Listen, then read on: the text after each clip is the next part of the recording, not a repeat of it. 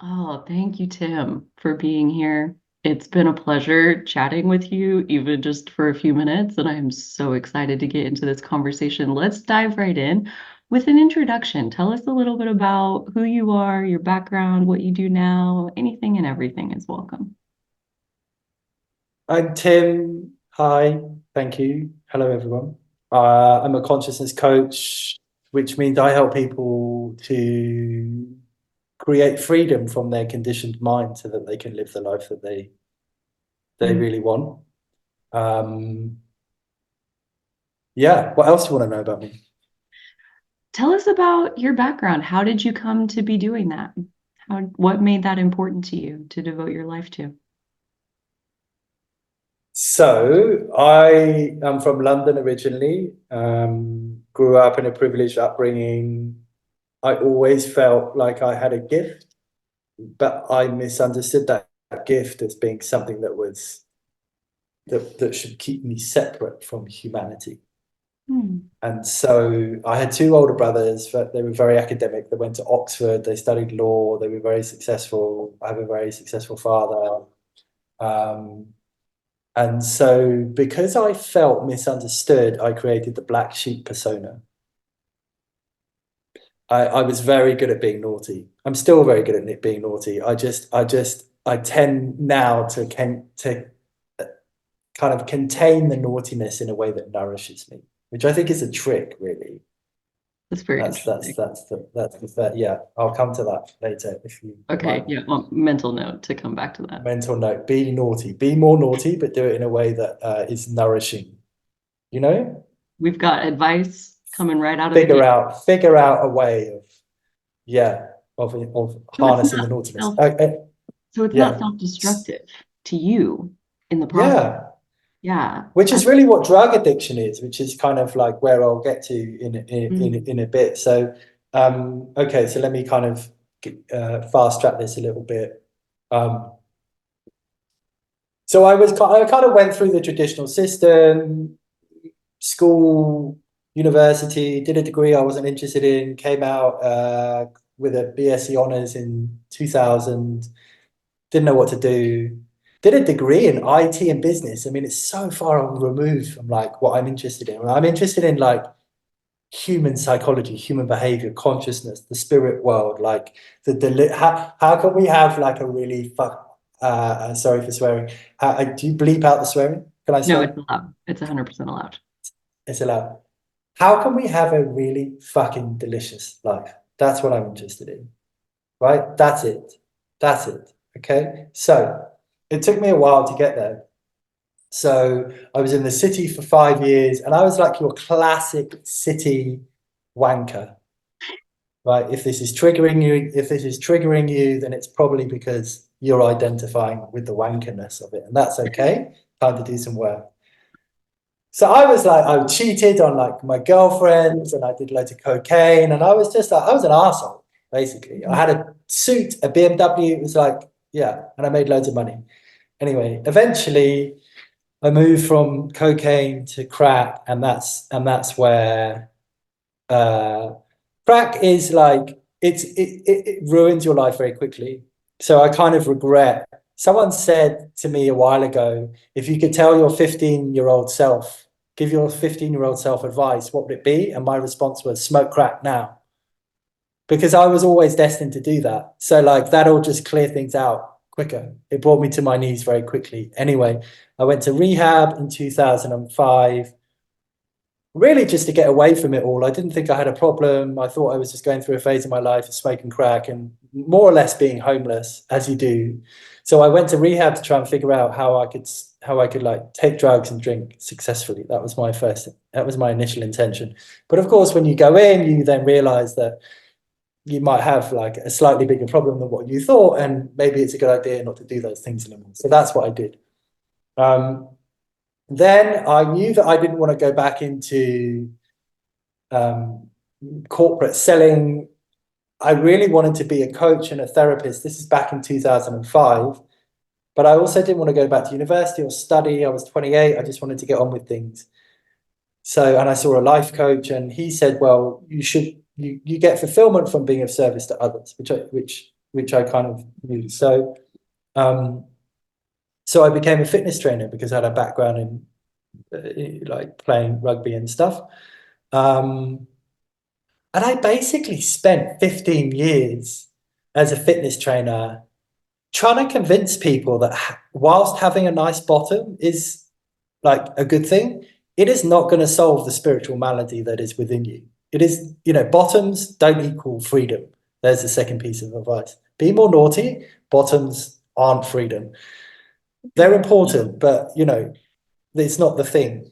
And so I built up this really successful career, working with celebrities, people like Amy Winehouse, Ronnie Wood, the lead guitarist from the Rolling Stones, like royals, presidential families, people who were suffering in some way.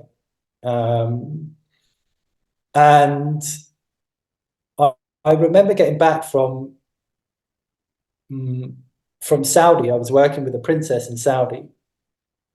And I got back and had a beautiful flat in London, which I still own.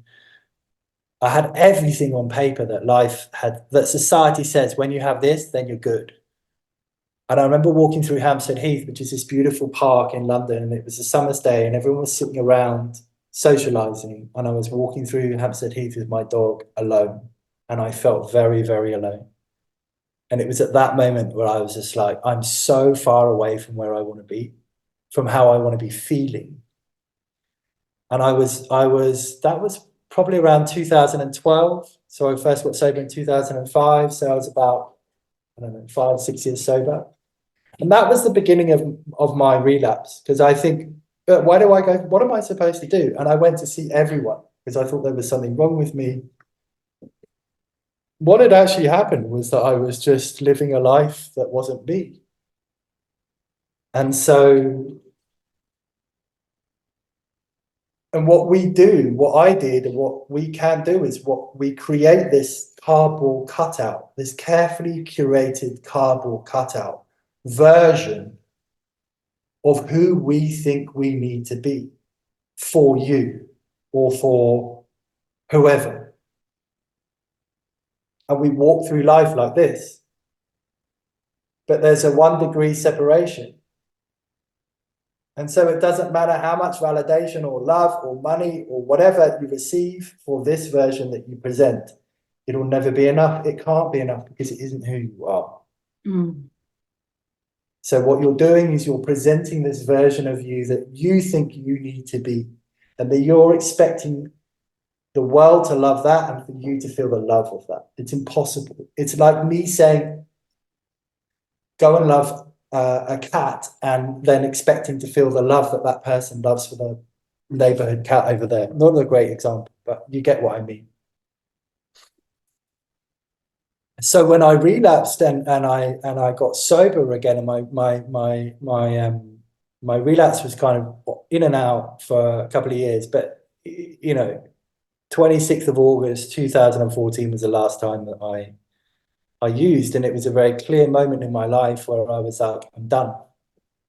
It was very, very clear I was done, and I made a commitment. I always feel a bit tearful talking about that moment, because it was from that place where I decided that I would rebuild my life, but I would rebuild it from a place of consciousness and truth. And that meant changing a lot of things in my life, because I was nearly 40 and I didn't know who I was.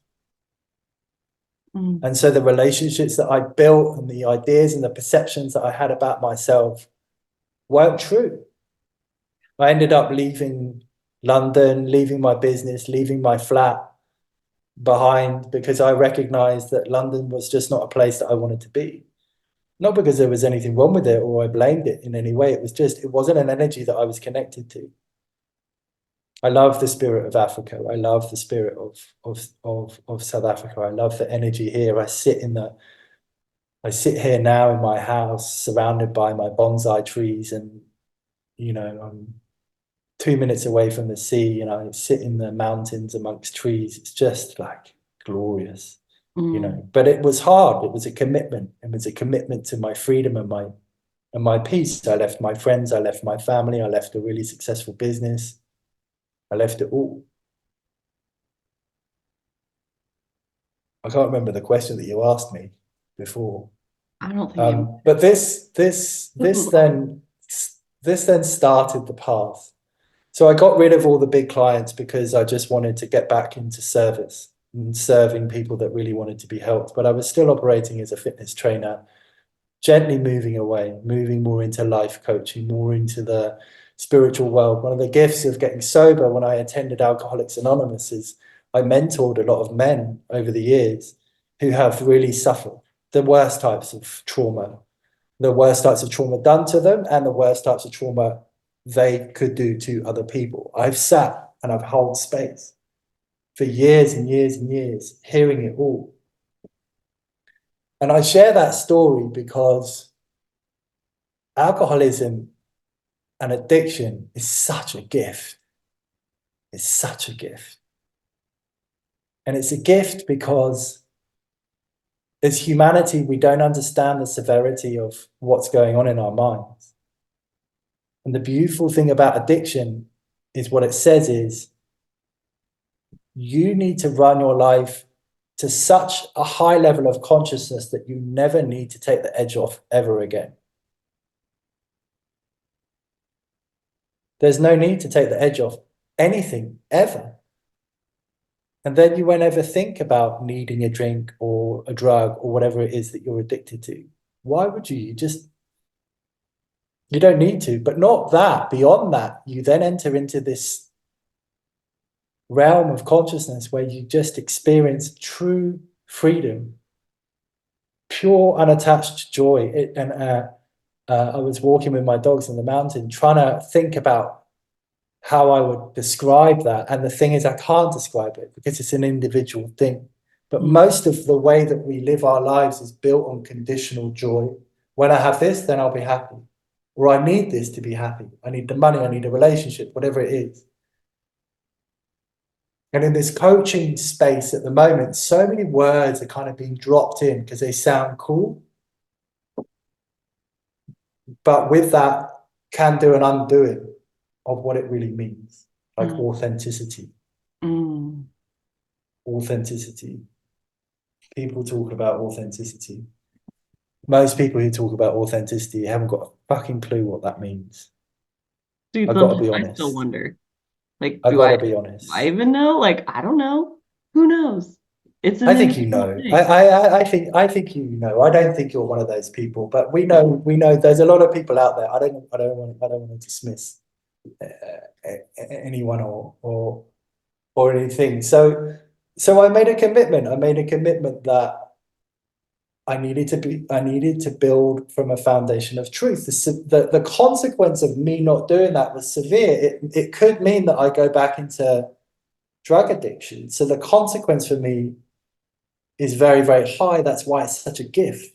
When you're not an addict and you're not an alcoholic, you don't have the severity of this thing. And so you don't think that stress or anxiety or feeling guilt or shame is severe because it's become normalized. I don't think it could be further away from the truth. I don't want to experience stress in my life for a second, let alone 30 minutes or an hour or a day or years. I mean, genuinely, and people might find this hard to fathom, I'm probably stressed a few times in a year. I don't worry because I just think it's a waste of time. It's an ineffective use of your imagination because that's all it is. Worry is a make-believe story in our head about the future outcome which hasn't existed, and we've assigned a negative outcome to it, which then manifests a negative state of worry in the present moment. Now, it's genius madness when you think about it. Yeah. Right? You're walking along, you're having a lovely time. All of a sudden, this thought comes along. And that's all it is. It's just a thought.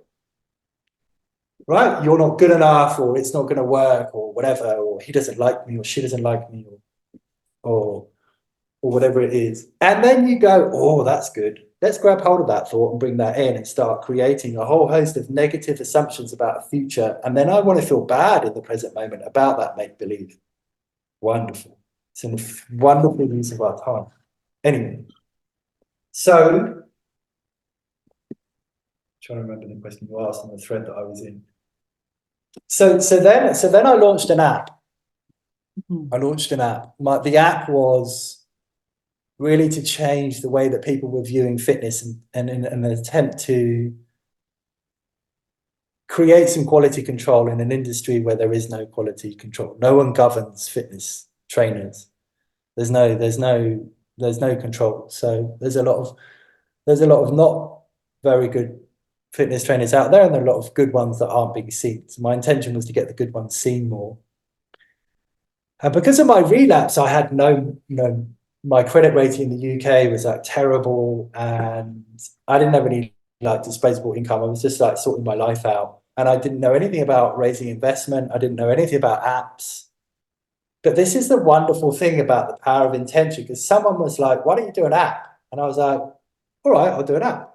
And that was it. And then this sequence of events occurred around me. And 6 months later, I've raised £500,000 for this app. You've got investors. It's insane. I can't stress this enough. If you just like put down the barriers that you perceive to be in the way, which are all made up, and you just go, all right, let me do that. It really is as simple as that. If you just trust the process Mhm. along the way. But that app was what I would say is my qualifying career, really, where I was in the head offices of Saatchi and Saatchi, who are a big advertising company. We were in London, and I'm like sitting around like marketing greats, people that came up with like the Airbnb marketing strategy, and really, really big people. We're sitting around the room, and my business partner was there, and he was, the money guy and raising investment. This business was like starting to like get valued at like millions. It's crazy, crazy. It was never really, that wasn't really my vision. And everyone went around the room introducing themselves. And when it got to me, I just burst out crying, which I have a tendency of doing. I haven't cried today. Let me see if I can cry. And I just started crying, and I said, you know what? I think everyone's looking in the wrong direction, and I just want everyone to be happy. Everyone is looking in the wrong direction, and I want everyone to be happy. And it was at that moment where I was like, Tim, you need to leave the fitness world, and you need to go and do what you're always intended to do, which is coach. And so what I do now is I help people to avoid where I got to in my life, which was building a life based on, when I have that, then I'll be happy. And I'm going to compromise my integrity and truth and authenticity to get there, and Mhm. then try and figure out the happiness piece when I'm there. And I've worked with billionaires Mhm. who were so unhappy. I worked with Amy Winehouse. She killed herself. She couldn't Mhm. handle it. Not Yeah. when I was working with her. I'd like to just add that bit in. We see it time and time again. I worked with supermodels who would cry in my sessions because they thought they were fat and ugly, literally. When society would, put them up as like the most beautiful humans on the planet, and many people would look at them and think that as well. Yeah. So I've worked with so many people over the years who had it all, but they didn't. Yeah. They And weren't free. They weren't free. Whew, there's the tears. And so that is why I do what I do, yeah. is to help people to be free. And I'm not talking about financial freedom. Yes, that's a part of it. And I think it's an important part of freedom. But freedom really exists beyond what we can comprehend in our minds. That's what freedom is. It's moving into a place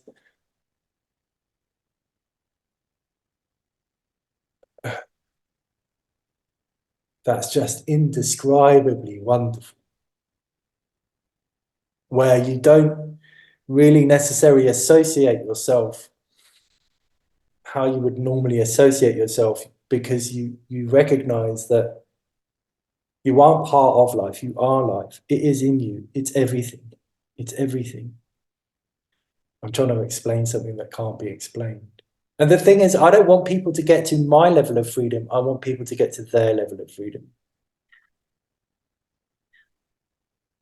Because we're limitless beings. We really don't have only scratched the surface in terms of what we think we know,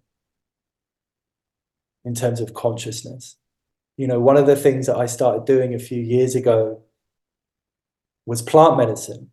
I started with mushrooms and then an ayahuasca. And one of the lovely things about plant medicine is that for a while it takes you beyond your mind. It shows you what's available to you. It doesn't necessarily cure you. There's a misconception. People think they go do one hero dose mushroom journey or go sit with ayahuasca and then that's it, done. It's not like that. For me, psychedelics and plant medicine, it's a relationship that deepens, as with all relationships, over time. But ultimately, it's up to me to do the work.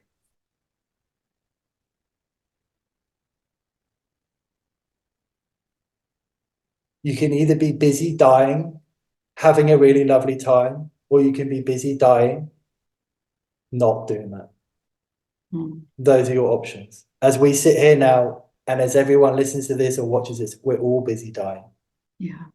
And in the end, none of it fucking matters. It's just not important. Yeah. It's not important. My dad's 81, and I said to him, it's an odd decade because not many people get past their 80s, right? No, I don't think anyone in my dad's lineage has. And he's healthy, he's got his mind. I'm very grateful for that. But I said to him, what's it like, Dad, coming into 80s? He said, son, never look back and think, what if? Yeah. Never look back and think, what if? And it's hard for me as a coach sometimes because people will come and they're interested in, you know, exploring working with me. And I sit there and I hold space for them. And I just know that there's so much more. There's so much more. There's just, yeah. And it's just such a shame that some people can't realize that and step into that and do the work and explore it. One of the things that I find hard to answer as a consciousness coach, when people come and they ask me, what do I get? They want to know what do they get? And I understand that because, you know, you're going to work with me for 6 months or a year and the investment is, you know, fairly significant for you. And so they want to know, what do I get? And so, I don't know. What do you want me to tell you? Because you're coming here to see what's unseen. So how can I tell you what you're going to get if you don't know it and I don't know it? Yeah. You know, it's impossible. And I think that's such a shame about the coaching space right now, is everyone's just trying to tap into people's egos and tell them, come over here. This is what you're going to get. It's just, it diminishes the opportunity of what's available. You don't want me to tell you what you can get. You're coming and you're the tip of the iceberg. Let's fucking look at the iceberg first and then maybe discuss what's available to you. But right now, you just don't know.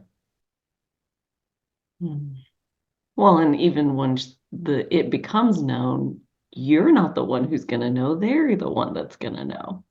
Right? Like you said, like, I don't want you to get to my level of what I'm doing. I want you to get to your level of what's possible for you. Yes. Like Yes.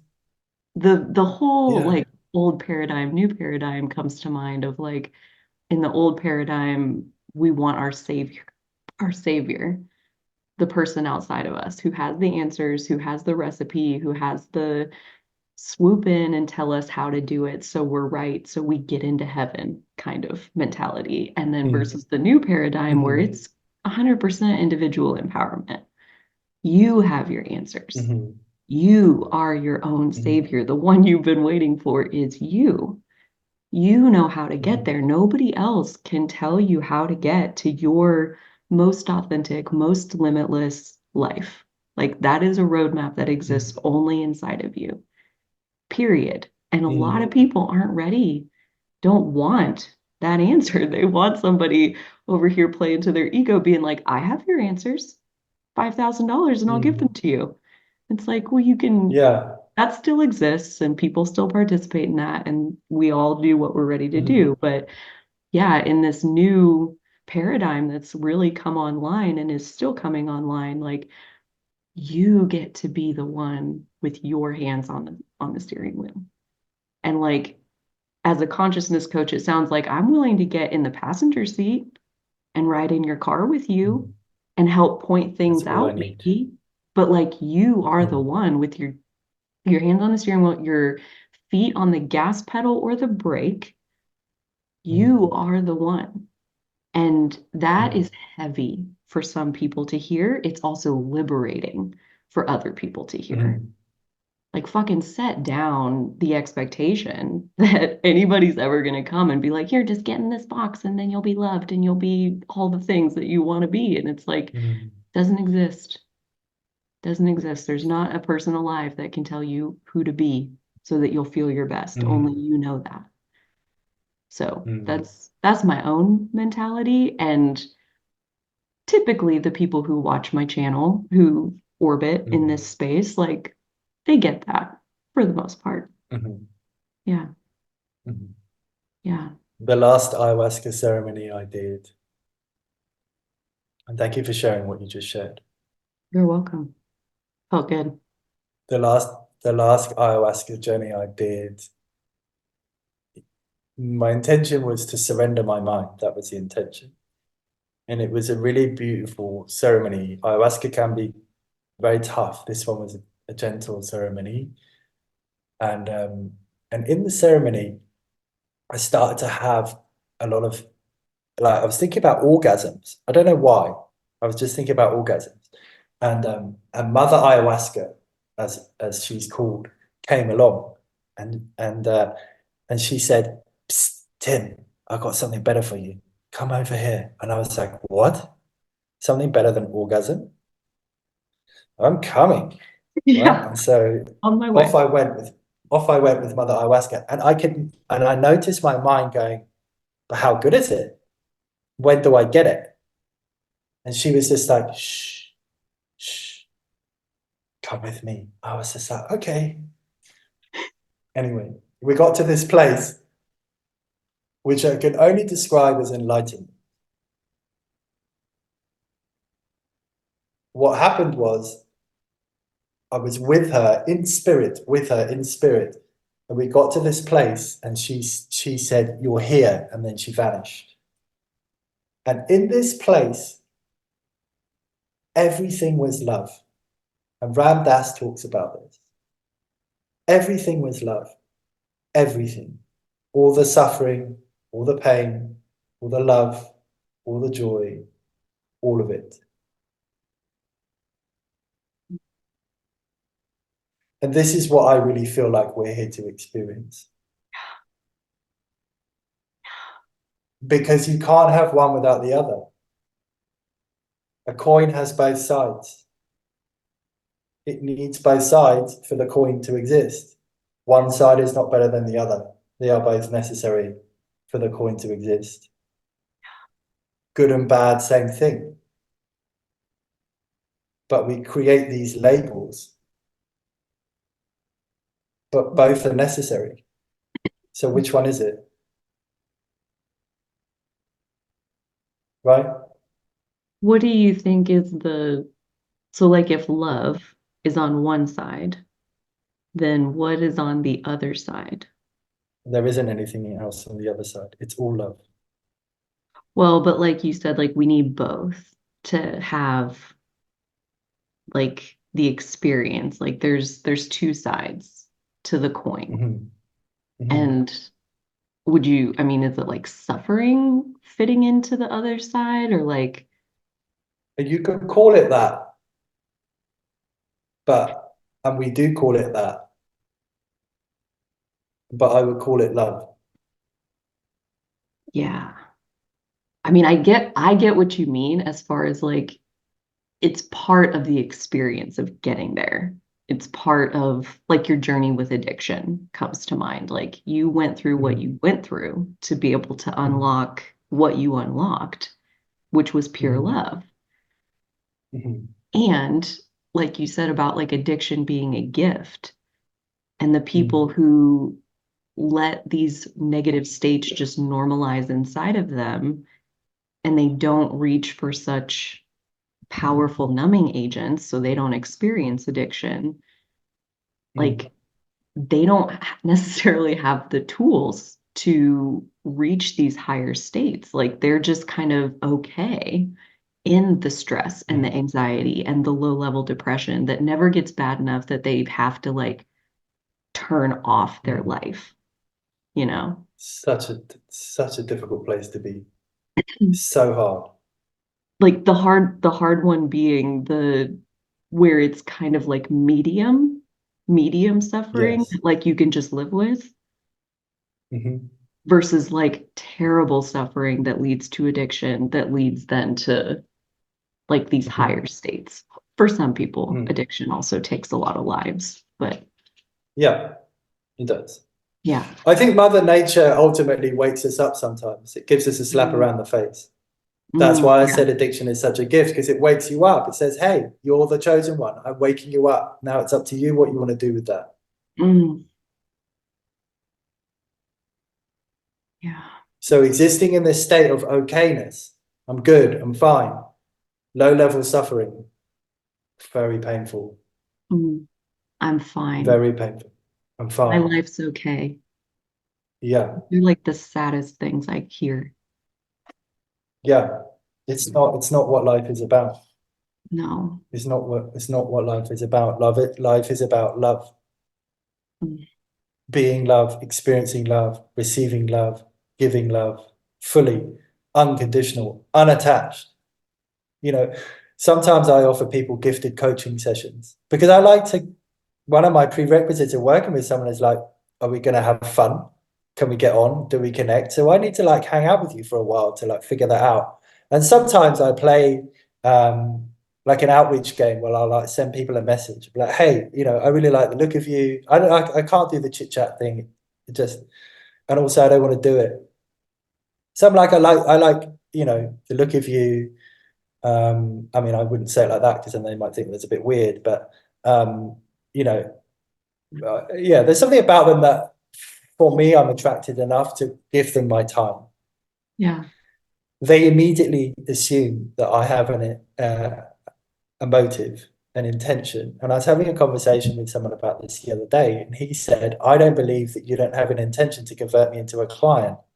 I said, what do you mean? He said, well, it's like you going over to a hot girl at a bar and telling me that you don't want to have sex with them. And I was like, that's interesting. What if I just was going over to the woman in the bar because I was genuinely curious to get to know them, you know? And what if I'm genuinely curious to get to know you? So this is where the attachment comes in. And this is circling back to your question earlier.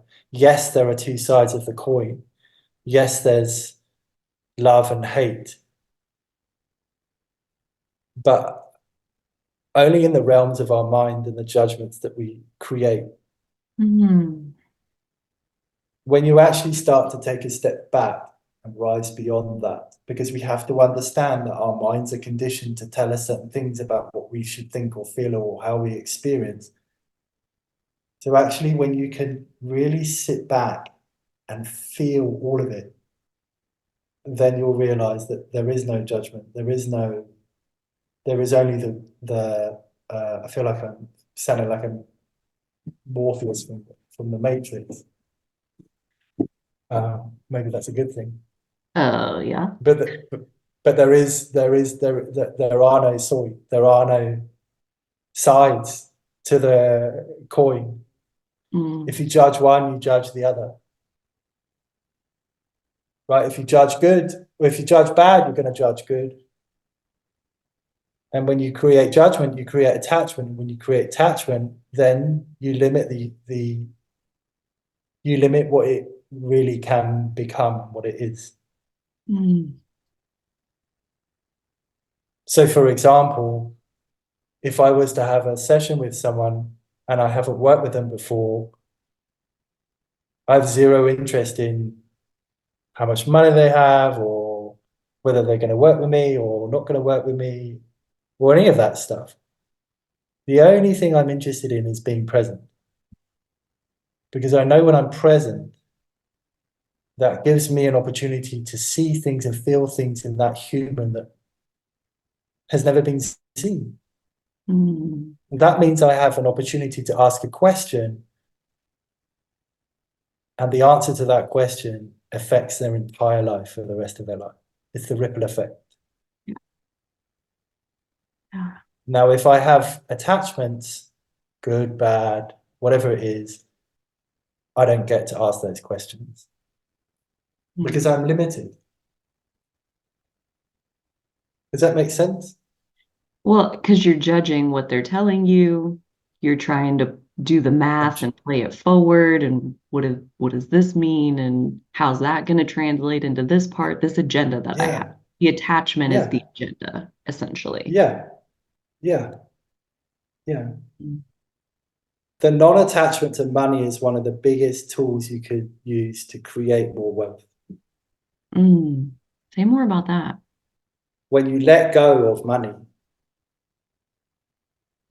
completely, which is really hard and can be really hard when you don't have very much of it, Sure. right? You've got bills to pay, and I've been there. But when you let go of the attachment, that brings you closer to accessing this reservoir within you that is infinite, limitless. Mm.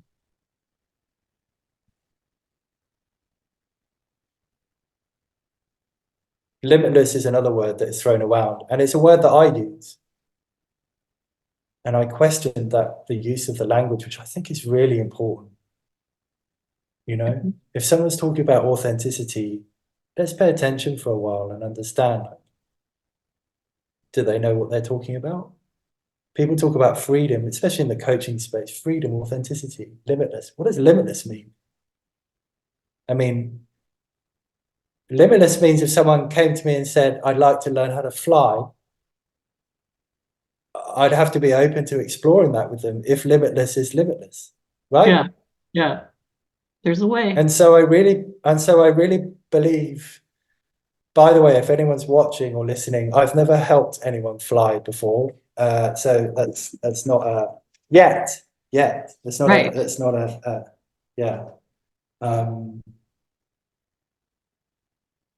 Well, because yeah, I've like lost my questioning train. the language, like fly, what does that mean?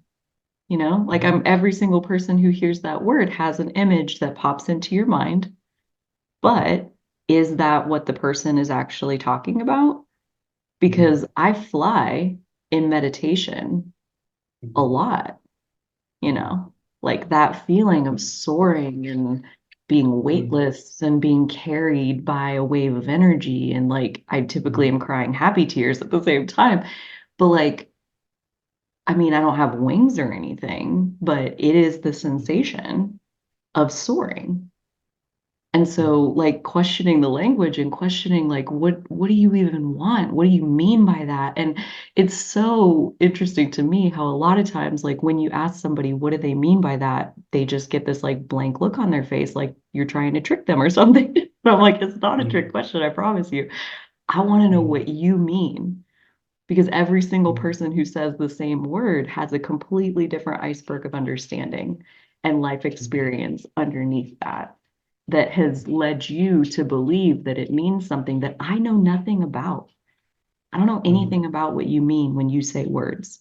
We pretend mm, that we understand each other for the sake of conversation. But when mm, you get into authenticity, like it's actually a really laborious process because you have to start questioning like every single thing that you mean by mm, every single thing that you ever say or intend or want or, like it's mm. deep. And I think that's one of the reasons why real authenticity can be not necessarily like difficult. It's not difficult. It's just like climbing Mount Everest. Like if you take enough steps, you'll get up there.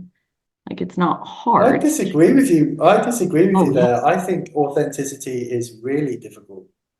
Yeah. Yeah, Mm. because most people get to a place where they recognize they don't know who they are. I mean, I'm just like, this isn't like the universal truth, but 30s, 40s, they start to question, like, okay, how well do I know myself really? Am I living life in the way that it should be lived? And so hopefully then they go off and they do like the inner work piece, which is everything that, well, which is the first step of my signature methodology, the Freedom Code, is really just dismantling the conditioned mind so that you can distinguish between what's true and what isn't, Mm. right? For you. Generational trauma, ego manifested, belief systems, life, creates a bit of messiness up here. And so we need to unravel that so that you know who you are. You know what's true in terms of who you really are and what isn't in terms of what your mind is telling you. And there's a Mm. difference. When you get to that place, which I really think is the first step in awakening, it's uncomfortable. It's like meeting yourself for the first time. Because if you've had a 2 or 3 or 4 or 5 decades of pretending to be someone else, and now you're like, okay, this is who I am, it's a bit awkward. It's uncomfortable. Yeah. Right? There might be things Yeah. about yourself that you recognize are no longer true, but you may be married to someone that is married to a perceived version of you, not you. Yeah. Right? Yeah. I mean, a lot of people are in relationships with multiple people, right? Mm. If you're in a relationship, and I don't mean polyamory, I'm talking about from a mental state, you're in a relationship with someone, they're presenting a version of who they think they need to be for you. You're presenting a version of who you think they need to be for them, right? Then Mm. there's other versions of who you think they think you need to be, and vice versa. That puts Yeah. another personality out there, Yeah. right? So that's 4 people in the room already, 2 each. And then there's who you are. So Which is like that's 10 people. locked in a closet somewhere, like barely It's allowed to show its face. Yeah. exactly. So authenticity initially feels like wearing a new skin. It's very sensitive. When you get Mm. touched, it's uncomfortable. And it's difficult because you're now expressing yourself as you are, but the people around you in your world don't know that version of you. Yeah. They know the version that you've been showing. And so these people that you're now speaking the truth to or showing up authentically as, they don't resonate with that person. This is where the ego mind drops in and says, don't be honest, or this isn't right, it's uncomfortable, go back to where you were. They won't like So you. there's an They'll all leave. They'll they'll reject you. They'll criticize. totally, They'll humiliate. Like, yeah, and those aren't unfounded fears. Like from my own 100%. journey, I can tell you, like they're right. Like they fell in love or they formed a relationship with a different person, the one you were pretending to Mm, be. And so then when you show up mm, as who you really are, like, are they gonna like that person? Like, there's no guarantee. And you got to be willing mm. to roll those dice. Like, that's a risk of authenticity to like lose Yeah, the pieces that are built on the pretend identity. And like that's Mm. again a hard part that I think keeps a lot of people just like playing it safe. I'll just keep pretending. But like there's a cost to that too. That inner emptiness 100%. and just anger Mm. with yourself, hating yourself for like being a chicken shit, more or less, then like live with that for a few years. And like it's just as painful, if not more painful, than like your boyfriend broke up with you or you had to get a divorce or whatever it Mm. was, you know? Mm. Yeah, there's a cost to I playing it. think so many people get caught up. I think so many people get caught up in thinking that there's something wrong with them, that they need to be fixed. When really, if you were living a life of authenticity, you wouldn't think that. Well, my experience with alcohol comes to mind where I was a daily drinker for like 5 years. And when I stopped doing the job that like basically I started doing the job, like within a few months, I started drinking every day. And when I stopped Mm. doing the job, it was less than 6 months later, I just like decided I was done with drinking. Like when I stopped doing the inauthentic behavior, I no longer needed to cope with the inauthenticity. Like I moved into Mm. greater Mhm. authenticity and my coping mechanism was no longer applicable at that point. And so, yeah, I Mm. mean, like, well, I'm an alcoholic. I need to, quit drinking. It's like there is most likely an underlying cause that is causing you to need to cope with Mm. whatever this underlying cause is. So like let's not get too quick to like blame alcohol or drugs or whatever, Mm. sex addiction, Mm. whatever it is that you have Mm. going on. Like let's look at what your life is.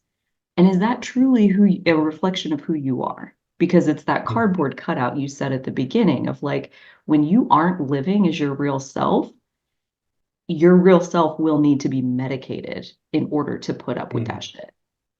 It can't Mhm. Mhm. tolerate you ignoring it, locking it in the closet, and then giving it a few beers every night. Like Yep. that's painful. I Mhm. in my experience. But then again, I'm the sensitive one that like can't tolerate the stress, can't tolerate the anxiety. Like I need to numb this out real quick. And thank you for Mm. pointing out to me that that's a gift to be that sensitive to Mm. it. I love what you shared there as well, because so many people try and fix the illnesses that are created purely from a consequence of inauthenticity. Yeah. Well, like yeah, like People I'm an overeat, alcoholic and that's I bad. mean, I use alcoholism and addiction as the extreme end. But as you said, there's a spectrum. There's the people that aren't suffering that bad and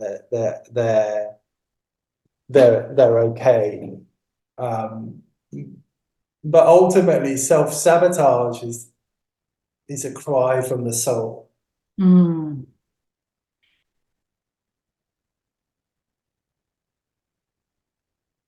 It's the soul saying, please wake up. I'm not Please wake happy up. here. I don't like I'm not this. good.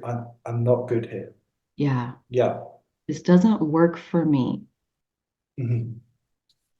So And we it's get been, into this cycle. We get into this cycle. Weight loss is a classic one, right?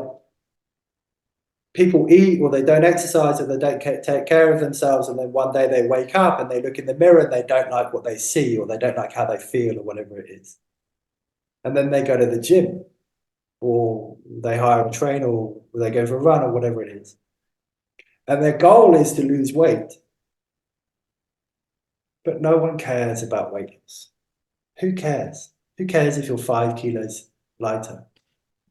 Let me tell you, as a fitness trainer, when I was a fitness trainer, and I was good at my job, I got people the results that they delivered. Not a single person in 15 years ever felt as fulfilled as they thought they would be when they got to their goal. Not one person. It wasn't enough. Why? Because it doesn't fucking matter. because it doesn't matter. It The doesn't outside. matter. Ugh. And also, the solution that you're trying to solve isn't the solution, because the reason why you've got to the place of where you are It's because your soul is unhappy and it's not living the life that it should be living. Yeah. And you're living a life that's okay, that is inauthentic, that creates this 1 degree of separation. You're not being true. Yeah. And when you're not being true, you feel a low level sense of dis-ease. Some people don't even necessarily recognize it. And it's that low level dis-ease that starts to get fed with, an extra cup of coffee or cigarettes or whatever we use to self-soothe. Mm-hmm. So people spend a lifetime trying to solve the problem, trying to stop self-soothing or try and, get thinner because then they'll be happy, or but they believe they'll be happy, or whatever it is. But it's the authenticity piece that needs to be solved first. Because Yeah. once you solve that, you won't need to do the other things. It's so true. It's so It's the true. it's the, it's the inside first, Yeah. But a lot always. of And people don't, they can't get there until they satisfy all, like chase down these outer results. Like, I mean, that's where my spiritual yes. journey started, was I was my heaviest weight. I lost like 55 pounds and looked in the mirror Amazing. and was like, I'm still fat. I was like the lowest weight I had ever Mm, been as an adult, even like probably since mm, middle school. And I looked in the mirror and I mm, was like, I'm still fat. I still feel the same. I don't mm, feel like I've achieved anything that's helping me to feel better. What the mm, hell? And mm, that was like me turning inward. And kind of mm, same for like I had to make the money to see how hollow it was, to see how mm. like, wow, like I've got more money than I've ever had and I don't feel any better. In fact, I think I feel worse because I'm Yeah. in this job that like I freaking hate that sucks my soul every day. But like Mm, so many people, I think like the ones who have never made a lot of money or like they've never achieved like that weight loss, like they're still chasing it because they don't know that it's not going to do anything for like how you feel on the inside. And so there is mm, like again a gift of like kind of getting to the hollow manifestation to realize like, oh, there's not actually a there there. So mm, what is it then? You can even ask the right question, like what is it really that I'm seeking mm, when you mm, when you do like achieve those outer results? And they mm, don't change anything. It's mm, really, really sad. Or they just switch over. They're like, oh, well, I lost the weight. It must be I need the car. That must be what it is. Like once I have the car, sure. well, then I get this car. Well, it's actually like this other car that I really want. And then it's like, well, I want to start my own business. And like you just keep moving the goalpost in the outer world. And Mm. none of it, none of it makes you happy. But what you're saying reminds me of a story. I was working with a billionaire's wife, and she was an air hostess prior to meeting him. He's worth £4 billion. And so she came from an, regular job, regular money, to becoming a billionairess. Um, and they had a child together. And in the UK, once you have a child, you're automatically entitled to 50%, I think. Right? No. So, yeah. I said to her, what's it like? She said, what do you mean? I said, well, going from like an average salary to becoming a billionairess, what's it like? She said to me, Tim, you will never fully comprehend how much £1 billion actually is. You think you might know, but you don't. She said, I can buy an island right now. I can buy a private plane and I can fly to my private island. You will have more joy going down to the garage and buying a Mars bar than me doing that. That is what she said. And I was like, I paused. She said, Tim, when you have everything, nothing is special.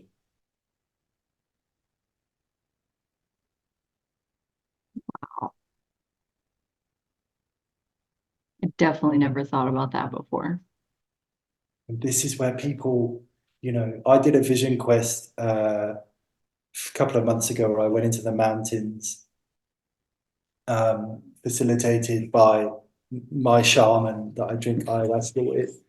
And the intention was to spend 4 days and 4 nights in the mountain with no food and no water. You're in a 3 meter stone circle and you can't leave the circle. Otherwise, you break the vision quest. And there's no one around. Minimal clothes, and just a tarp for shelter. I did three days and 3 nights because for me the my vision quest was done. But the purpose of the vision quest was really, my intention was in the vision quest was really to understand what happens to my mind when I'm challenged. And when you're in the mountain, you've got nothing. There's nothing to reach out. You've got no phone, no nothing. You know, there's no coffee, there's no sugar, there's nothing, there's nothing. There's just you in your mind. And it was so interesting observing my mind. And what I learned about that was that we have been conditioned to be comfortable, but the illusion of comfort is causing the discomfort. So we Mm. get into these perpetual cycles, these loops, you know. And this is where presence and mindfulness and consciousness is so important, because when we're feeling uncomfortable, immediately our minds want to get us out of that state. And it will come up with all sorts of solutions. And they're also appealing. And we don't even think, we're just on autopilot, we just jump onto it. The trick really is just to sit with the uncomfortability for a while and to really lean into it and to really honor it and to be with it, to welcome it in. I talk to emotional states as if they're other humans, you know, and I welcome it in and I sit with it. And then I start to observe my mind and how my mind is responding to the current state of being. And it's coming in with all sorts of solutions. And I'm just like the observer. I'm like, that's interesting. But I know that will just put a plaster over what's going on now and likely cause more suffering as a consequence. So I don't really want to do that. But then my mind comes in and says, yeah, but you also don't want to be uncomfortable. And this is where the trust of self comes in, is just to hold yourself in that space just for a moment longer. And one of the advice from the women that has done the vision quest, because you do 4 days, 7 days, 9 days, and 13 days. The others, you get food and water. And she said, Tim, when your mind comes in and tells you to come down off the mountain, just stay a little, stay 5 minutes longer. And that was one of the best advice I was ever given, because just sitting with the uncomfortability, and you alluded to it earlier, the answers that we have within us are more profound than any answer that anyone else could ever give you. Mm. And so when you sit in that uncomfortability, that is when you know who you are. And then from that comes up this insight, this aha, and I have goosebumps all over me, because it's just so wonderful. And it is so far away from the original suggestion of your mind. Mm.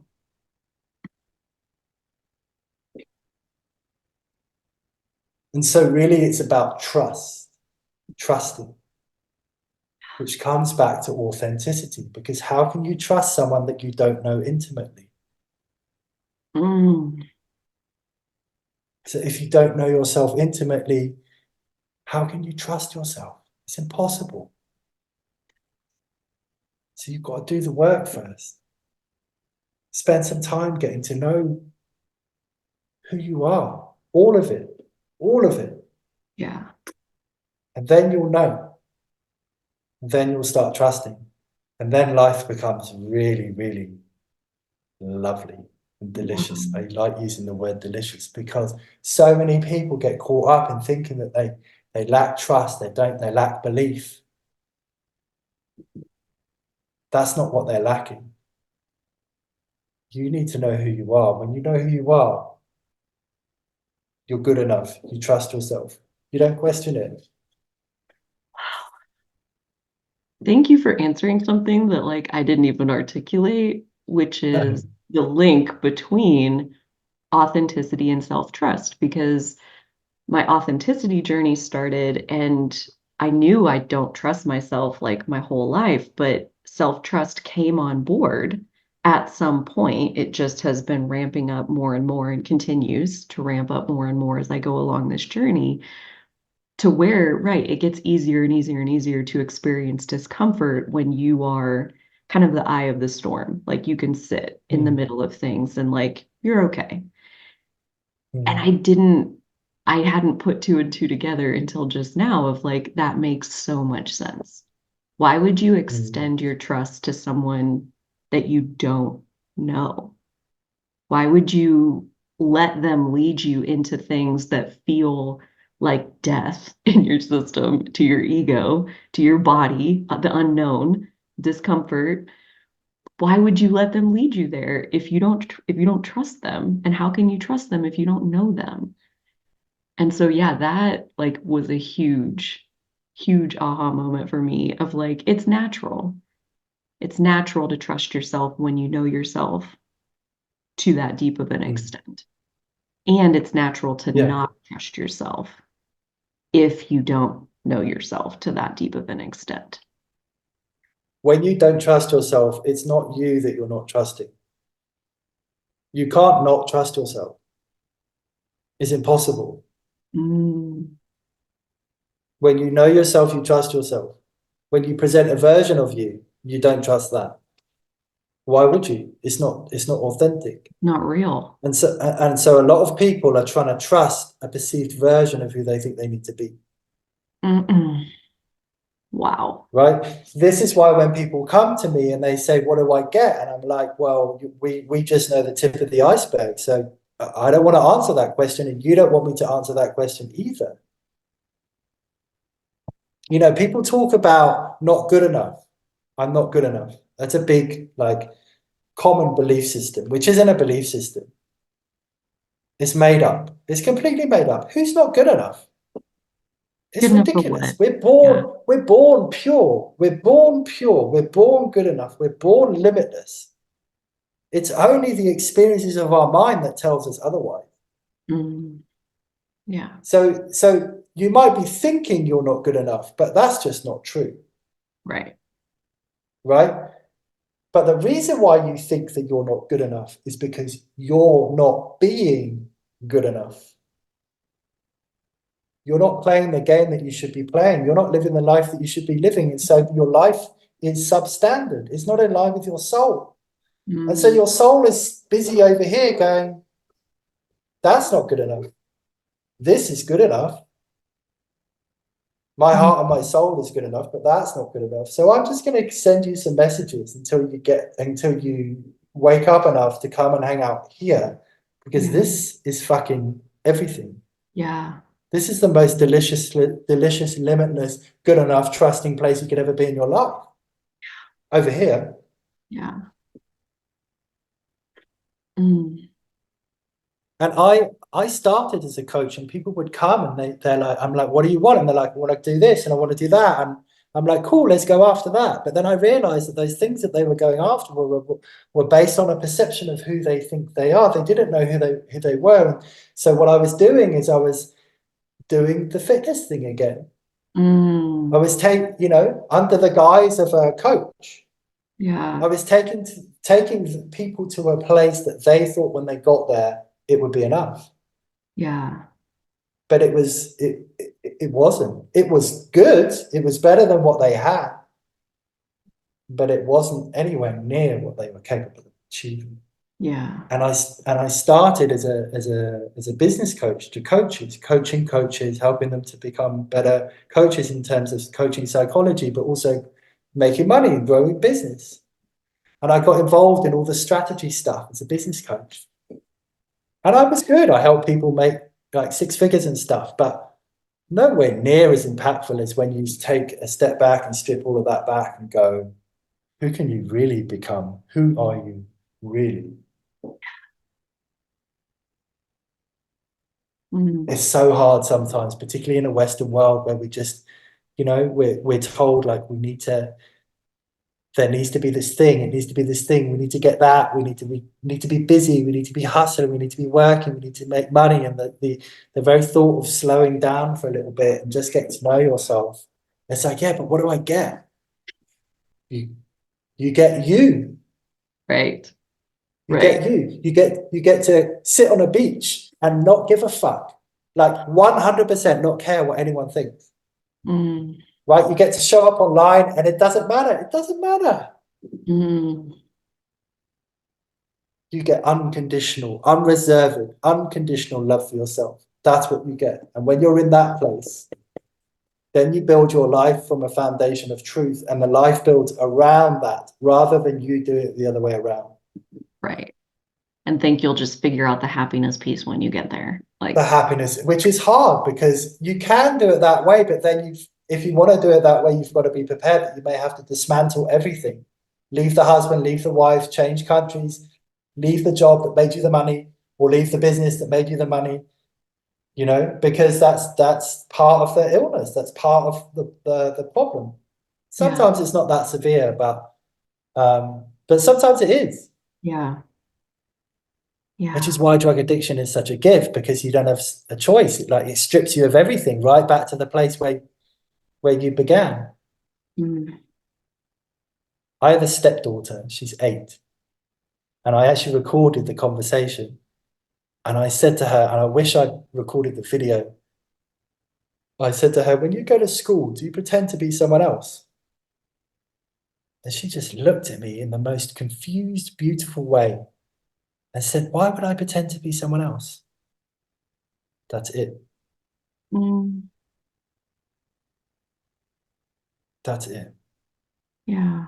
Just there. Why would you pretend to be someone else? If you ask a child that question, it's the most unusual. Like, why? They don't even know what you're talking about. They don't Like, know. No, she people was do that? genuinely, What? she was genuinely perplexed. You know, Well, and imagine if I said to her, when you go to school, I want you to show up in a different way. I want you to present a different version of yourself, because if you really show up as you are, you won't be liked. Right? Or when you take a photo, you better make sure it's to the right angle. Otherwise, you might think you're ugly, or other people might think you're ugly. mhm. Right? You would just never say things like that to a child. You know, we're going on holiday and I need you to lose weight, 5 kilos, because the strangers on the beach will find you more attractive, or you might find yourself more attractive. These lies that we tell ourselves, these tricks to try and bring us back into a place of truth, but actually it's the soul attempting to unravel the perceived version of who you think you need to be, living in a perception of perception. Mm. Well, and I'm just being struck by how, like, that perceived version is a total self-protection mechanism, game, device. Like, we do these things to protect ourselves, to keep ourselves safe. And as children, we're blissfully naive of all of the things that we need to protect Mhm. ourselves from. And so we're just being Mhm. ourselves. And it also goes back to like how you define trust of like when you're who you Mhm. are, you trust yourself. And like you look Mhm. at kids and they're creative and they're thinking outside the box and they're just being themselves. And like that's self-trust. But like they haven't learned like all of the things that, you know, people learn along their path that they're like, well, I need to protect myself from that and I don't want to experience that again. And it all comes back to pain avoidance, Mhm. not wanting to be Mhm. uncomfortable, not wanting to get Not hurt. wanting to be uncomfortable. Yeah. Yeah. Like all so Not wanting to. intertwined. Yeah. Mm. Honestly, I think being comfortable is where it's at. Yeah. We need to Yeah. get good at being uncomfortable. We need to get good at being uncomfortable. It's like a roller coaster. Roller coasters are scary, right? It's a necessary part of the roller coaster. If they weren't scary, no one would get on the roller coaster. Right. right? Oh, yeah. So we don't want life to be comfortable like the billionairess. Because then it means nothing. We don't want it all. Yeah. Mm. We don't want it. We think we do, but we don't. You know, I was playing this PlayStation game, Tiger Woods, years ago, golf. And I got to a place where I was like losing most of the time. It was like quite high up in the game, and I was like getting angry and frustrated, and business was going really well. So I just bought all the things in the game to make like my character the best clubs, everything. What happened next? I won I started to win every single game. What happened then? I stopped playing the game. Boring. Why? Because it was boring. Yeah. Yeah. We We think need we it. want the shortcut. It's We not. need we need it all. Mm. We need it all. Well, that's another word that gets thrown around a lot is contrast. You know, Mhm, we came here for the contrast, and not mhm, everybody can wrap their mind around the fact that the contrast is necessary. But it's what you're saying here of like without it, the billionairess, like she's got everything. Like every need is met all the time. No contrast. mhm, And mhm, that no contrast is a contrast in and of itself. mhm, Like the mhm, boredom. I mean, most people numb because they're trying to avoid that exact feeling of being bored. You know, mhm, chase the next thing, go get the next thing, quit this game, go find a different game, you know. mhm. People are bored because they're being boring. I love it. Love That's it. that's it. If you're Oh, bored, you're not bored. You're boring. oh, scared to do what they really want to be doing. And so then they Mhm, settle for something and then they're like, I'm bored. And it's like, you know, again, like the answer's inside of you. You know what to do. And are you doing it or not is a whole nother question. maybe boredom is someone that's so terrified to just be with themselves. Mm, I think so. Maybe that's what boredom is. Mhm, Well, and they think it's terrified to be like understimulated, but I think when you like, you know, and why is that? And why is that? And why is that? And why is that? Like at the very base of it, it's like, well, when it's quiet, I hear me and I don't like that person, you know? Like can't be bored mhm. is also like a symptom, I think, of like really not liking yourself, Yeah, no, which is another not way to say liking the what you're saying. version, not liking the version of yourself. That's Yeah. very important. No one doesn't not like themselves. They just like the version of, they just dislike the version of themselves. Or you become aware that like I don't like this version. And what does that mean? Mhm, That means I don't like this life and I need to make some changes. And then there's like fear of mhm. change that drives you right back into just It's play it. confronting. Yeah. Mm. Boredom is confronting. Authenticity is confronting Mm. All for the the best very reason why things, you said, all the yeah, best things are confronting. all the best things. It's Mm. chocolate. I love chocolate. Is that confronting? Maybe not chocolate. Yeah, but what actual utility does chocolate have? You know, like as far as I guess Mm, we're questioning language here. What do we mean by best? You know, all the best things yes, are exactly. confronting. Like, what does that mean? I meant like all the most valuable things. The Mhm, most valuable as far as how do you build the life you really want?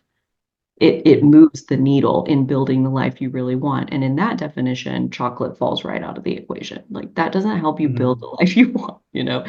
Maybe for I don't some people, know. I I suppose. don't. Never say never, but yeah, Yeah, yeah. yeah. Oh, Mm. this feels like a really solid place to land the plane. And just Awesome. thank you so much for You're vibing with welcome. me and telling stories and questioning things and shining the flashlight into places where I know for me, you lit things up that I had not Mm. connected those dots before. And I would guess that nobody is going to watch this and not have that experience at least one time. I would personally really love to hear in the comments, like, what was the aha moment? what was the two dots linking up that like, wow, I had not made that connection before, because when new dots connect, that is a life-changing experience. You know, like you got to sign the disclaimer, like you can't unsee it. Now you know. Mm. And you did that. Thank you so much for facilitating that experience for myself and anybody who ever watches this. It's a pleasure. I'm grateful you asked me. Thank you. Yeah, so fun.